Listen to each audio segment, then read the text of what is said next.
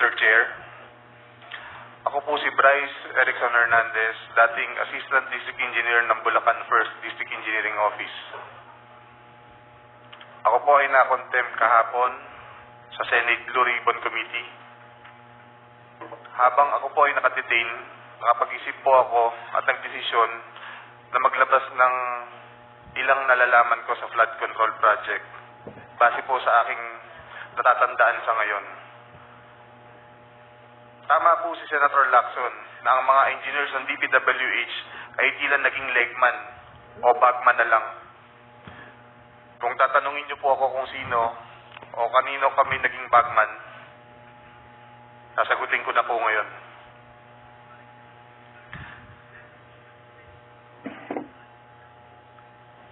Sabi ni Senator Marcoleta kahapon, ligtas ka na. Hindi po ito totoo. Si Senator Jinggoy Ejercito Estrada, Senator Joel Villanueva, Yusek Robert Bernardo, at Lee Alcantara.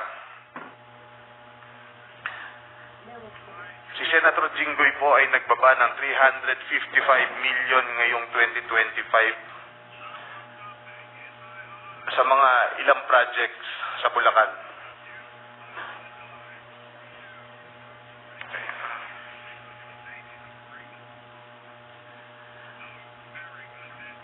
At ang sabi po ng boss ko dito ay 30% ang commitment dito.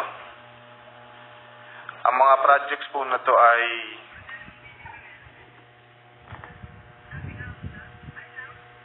construction of flood mitigating structure with pumping station and floodgate phase 3 sa Hagonoy, Bulacan. Flood control mitigating structure with pumping station and floodgate sa Malolos, Bulacan. Hindi ko na po babasahin lahat to. Isasama ko po to sa aking written statement. No, mahalaga pong basahin yung buong listahan ng mga proyekto. Sige po, These are the line items that everyone has been talking about, so I think the nation deserves to know which particular line items that are in the GAA that are being implemented for these particular personalities. Mr. Chair, may I also request that he be directed to read the entirety of his salaysay? Yes. Not to select a portion of his salaysay. Yes, he will. I think he will be required to read the entire, but we need the specific line item in the General Appropriations Act to be able to tie these particular projects to political personalities, not just DPWH engineers, not just contractors. Please proceed. Mr. Chair, may I also ask that the amounts also be read? Yes, I think it's important that the public will also know the yes, amount. if it is available, Engineer Hernandez, please mention the amount as well. Mr. Chair, saglit na interjection lang. After the statement of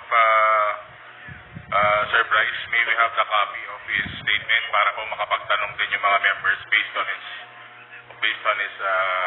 ongoing statement, Mr. Chair. Maraming salamat po. If that is practicable, Deputy Speaker, we will ask him to do it, but it is a written, handwritten statement, so I think we have to listen to his entire salaysay first.